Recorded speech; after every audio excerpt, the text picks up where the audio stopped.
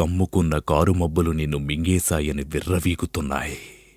కాని వాటికి తెలియదు నువ్వు మండే సూర్యుడువని. ఈరోజు నువ్వు అస్తమించొచ్చుగాక, కాని ఏదో ఒకరోజు ఈ చీకటి కడుపును చీల్చుకుంటూ మళ్ళీ పుడతావురా. ఈ డైలాగ్లు భైరవ గురించి షేర్ఖాన్ అన్న మాటలు నిజంగా మాటలో ఎంత బలం ఉందో తెలియదుగాని శ్రీహరి గొంతులోంచి వచ్చిన ఆ మాటలు ఆంధ్రదేశాన్ని ఊపేశాయి. ఈ సినిమా విజయంలో కేవలం ఈ డైలాగే కీలక పాత్ర పోషించింది అనటం ఎంతమాత్రం అతిశయోక్తి కాదు. అలాంటి అరుదైన నటుడు శ్రీహరి అకస్మాత్తుగా కళామ్మ తల్లి సేవ నుంచి తప్పుకున్నారు. ఎన్నో అద్భుత పాత్రలతో అలరించిన ఆయన ఇక సెలవంటూ తిరిగిరాని లోకాలకు పయనమయ్యారు. శ్రీహరి ఇప్పుడు హీరో, బెస్ట్ క్యారెక్టర్ ఆర్టిస్ట్. ఆ స్టేటస్ ఆయనకు ఊరికే రాలేదు. ఎన్నో నిద్రలేని రాత్రులు గడిపాడు. ఎన్నో కష్టాలకు ఎదురు నిలిచాడు. గాలిలో మేడలు కట్టొద్దు అంటూ వచ్చిన వెక్కిరింతలను సహించాడు. అందుకే ఆయన హీరో అయ్యాడు, రియల్ హీరో అయ్యాడు. శ్రీహరి నటుడవ్వాలనుకున్నాడు. తెరమీద తనను తాను చూసుకోవాలనుకున్నాడు. అందుకే ఎలాంటి పాత్ర వచ్చినా కాదనకుండా చేశాడు. హీరోతో తన్నులు తిన్నాడు. కమెడియన్గా నవ్వించాడు. క్యారెక్టర్ ఆర్టిస్టుగా మెప్పించాడు.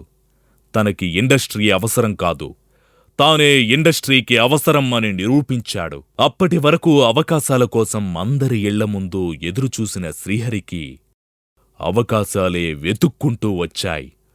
మగధీరలో షేర్ఖాన్, నువ్వొస్తానంటే నేనొద్దంటానులో అన్న, కలిసుందాంరాలో విలన్, ఇలా కొన్ని పాత్రలు శ్రీహరిలాంటి నటుణ్ణి తప్ప మరొకరిని ఊహించుకోలేం. ఇదంతా నాణేనికి ఒకవైపు మాత్రమే. శ్రీహరి తాను నటుడిగా సెటిలైతే చాలు అని సరిపెట్టుకోలేదు. తనకి ఆ స్థాయినిచ్చిన అభిమానులు, ప్రేక్షకుల గురించి ఆలోచించాడు. తనని వెండితెర మీద చూసి జేజేలు పలికిన ప్రతి ఒక్కరికీ సాయం చెయ్యాలనుకున్నాడు. అందుకే 4 నెలల వయసులోనే తనకు దూరమైన కూతురు అక్షయ పేరు మీద సేవా కార్యక్రమాలు మొదలుపెట్టాడు. ఆమె పేరు మీద ఫౌండేషన్ ఏర్పాటు చేసి 4 గ్రామాలను దత్తత తీసుకున్నాడు. అక్కడ ప్రతి అవసరాన్ని తన సొంత ఖర్చులతో తీరుస్తున్నాడు. అంతేకాదు, కేవలం డబ్బులేని కారణంగా చదువుకు దూరమవుతున్న ఎంతో మందిని చదివించాడు, డాక్టర్లుగా చేశాడు.